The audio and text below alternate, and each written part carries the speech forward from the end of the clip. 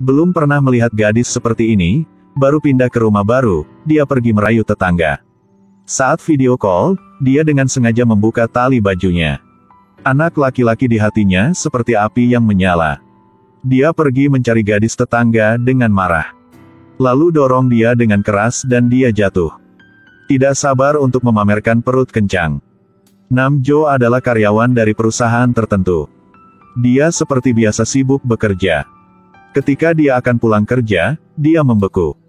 Dia menerima pemberitahuan pemecatan. Dia tidak berdaya, jadi dia hanya mengemasi barang-barangnya dan pergi. Dalam perjalanan, dia menelepon pacarnya. Dia pikir pacarnya akan menghiburnya. Siapa sangka dia bilang dia sangat sibuk. Meski begitu, Nam Jo menyuruhnya untuk tidak melakukan terlalu banyak. Sebelum dia selesai berbicara, pacarnya sudah menutup telepon. Saat ini, Nam Jo sedikit gelisah. Jadi dia menyelinap ke rumah pacarnya. Segera setelah dia membuka pintu, dia mendengar suara terengah-engah. Nam Jo segera memiliki firasat buruk. Sampai dia melihat pemandangan di depan matanya. Pacar sedang berolahraga dengan pria lain. Dalam satu hari, Nam Jo kehilangan semua karir dan cintanya. Dia lelah berbaring di tempat tidur sambil berpikir. Pada saat ini, sahabatnya datang untuk menghiburnya.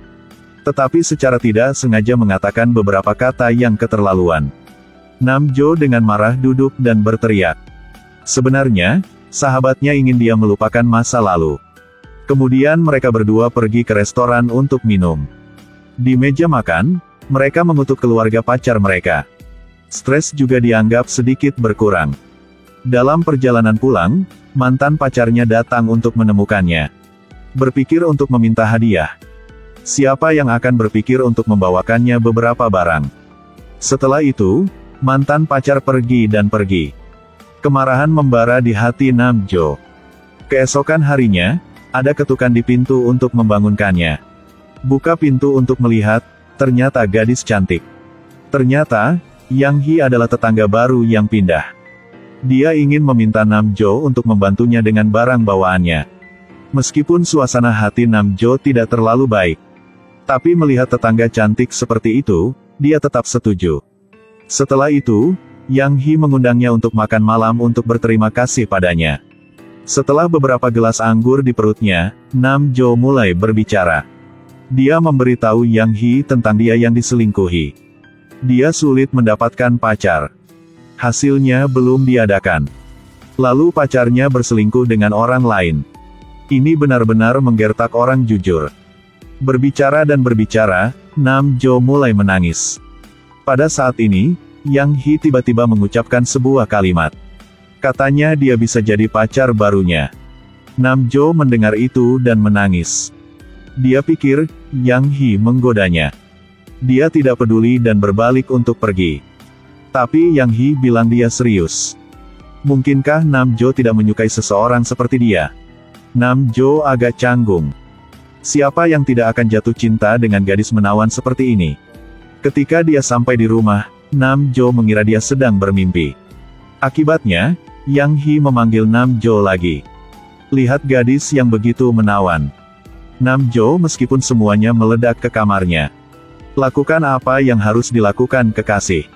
Lantai atas baru saja pindah ke seorang gadis di sebelah. Pria itu sedikit terguncang. Jadi dia menyerbu ke kamarnya. Tidak sabar untuk menunjukkan cintanya.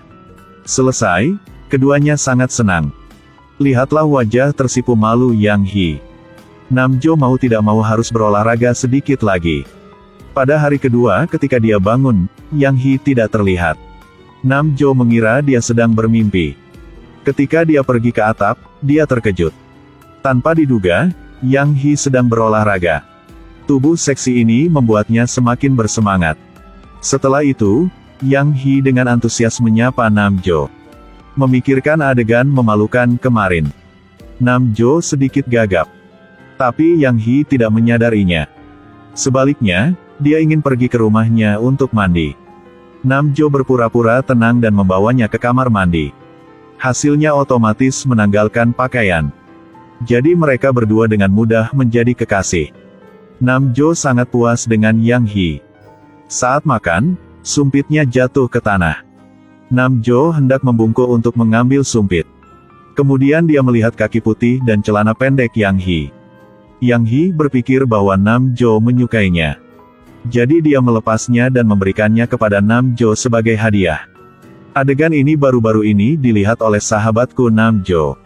Penasaran, dia masuk dan bertanya tentang hubungan antara keduanya.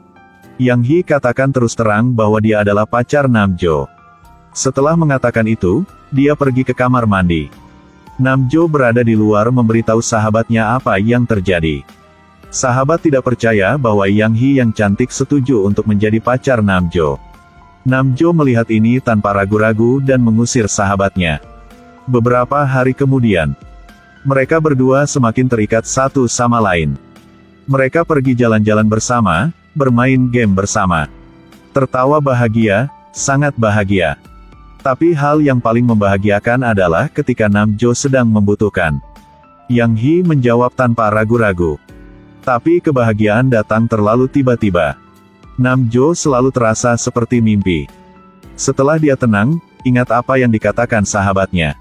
Dia benar-benar tidak tahu banyak tentang Yang Hee.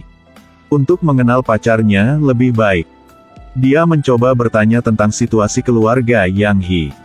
Tapi Yang Hee menolak untuk menjawab. Dia bahkan mengatakan bahwa dia hanya bisa tinggal dengan Namjo selama 3 minggu lagi. Sampai saat itu, kalian berdua akan putus. Namjo memikirkan waktu bahagia tadi jadi dia hanya harus berkompromi. Malam itu, sahabatku datang ke rumah Namjo untuk makan dan minum. Yang Hee sangat antusias menyapa satu sama lain. Mereka berdua berbicara dengan gembira di depan Namjo. Tak diduga, Namjo cemburu jadi dia mau usir sahabatnya pulang. Tapi sahabatku tidak ada niat untuk pergi. Dia ingin melihat apa yang terjadi pada mereka berdua. Namjo saat itu juga membuat Yang Hee marah dan pergi. Tunggu sampai besok pagi. Yang Hee kembali ke kamar Namjo. Saat ini, Namjo masih tidur. Dia menyelipkan tangannya ke dalam selimut. Tapi kemudian, dia menyadari ada sesuatu yang salah. Tanpa diduga, sahabat Namjo berbaring di selimut. Mereka berteriak. Sahabat Namjo buru-buru kabur. Namjo juga bertengkar dengan Yang Hee karena itu. Tapi suasananya berangsur-angsur menjadi aneh. Jadi mereka berdua memasuki babak berikutnya. Gadis cantik dengan lembut membuka pintu. Dia melihat pacarnya sedang tidur nyenyak. Dia perlahan menyelipkan tangannya ke dalam selimut. Tapi dia merasa ada yang tidak beres. Saat dia membalik selimut, dia baru tahu ada orang lain di dalam selimut. Mereka bertiga meledak. Sahabat Namjo ketakutan dan melarikan diri. Namjo juga bertengkar dengan Yang Hee. Tapi suasana tiba-tiba menjadi anehnya gelap. Pada akhirnya mereka berdua berdamai. Setelah ini, Yang Hee membuat ekspresi yang sangat aneh. Namjo merasa bahwa dia sangat mirip dengan mantan pacarnya. Yang Hee juga tidak menyembunyikan fakta bahwa dia mengenal Sung Ae. Untuk mengetahui identitas sebenarnya dari Yang Hee, Namjo baru saja menemukan mantan pacarnya. Tapi Sung Ae bilang dia tidak tahu Yang Hee. Setelah itu, dia menceritakan kisah mereka berdua tahun itu. Setiap waktu membuatnya sangat tak terlupakan. Sung Ae bertanya tentang situasi Namjo saat ini. Juga mengundang Namjo ke perusahaannya sebagai direktur. Namun, ada satu syarat. Itu adalah latihan dengan Sung Ae sekali. Tanpa diduga, Namjo berbalik untuk pergi. Malam tiba, dia mendapat pesan dari Sung Ae. Lalu, dia mengatakan ini pada Yang Hee. Ketika Yang Hee dengan murah hati setuju lagi. Jadi kalian berdua pergi ke perusahaan Sung Ae. 3 orang menandatangani kontrak bersama. Bersiaplah untuk melakukan senam yang intens. Tanpa diduga, di tengah jalan, Namjo menyesalinya. Dia tidak bisa menerima mitos ini. Tapi Yang Hee peduli dengan pekerjaannya. Keduanya bertengkar hebat dan kemudian berpisah. Namjo melewati supermarket dan melihat Yang Hee. Dia ingin meminta maaf padanya. Tak terduga, Yang Hee mengatakan dia tidak mengenalnya. Ini membuat Namjo tidak mengerti sama sekali. Ketika Namjo sampai di rumah, Yang Hee sudah ada di sana. Namjo berkata sambil tersenyum bahwa dia memikirkannya dengan matang. Tapi cinta adalah sesuatu yang tidak bisa sembarangan. Namjo bertanya pada Yang Hee mengapa dia tidak memperhatikannya sekarang. Yang Hee saat melihat kejadian itu tidak bisa lagi bersembunyi.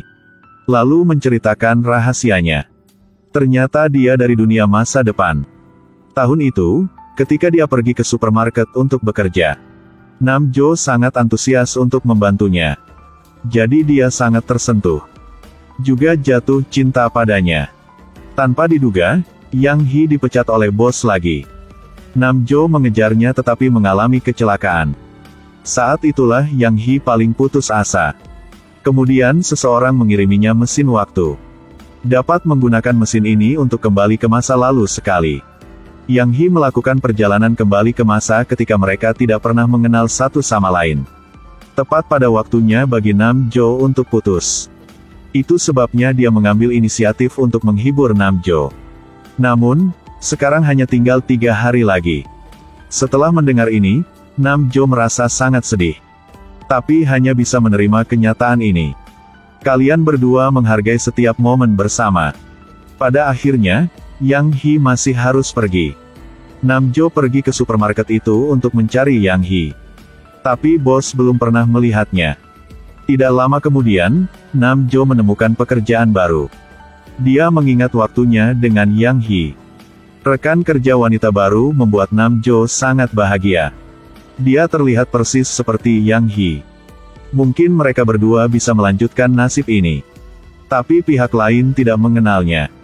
Namjo hanya bisa menjaganya diam-diam. Hari itu saat mengantarkan barang, Namjo mengalami kecelakaan. Yang Hee duduk di luar kamar rumah sakit menangis untuk waktu yang lama. Dia mengingat saat-saat bahagianya dengan Namjo. Ternyata, dialah yang dia cari. Untungnya Namjo tidak terluka parah. Dua orang dengan senang hati saling berpelukan.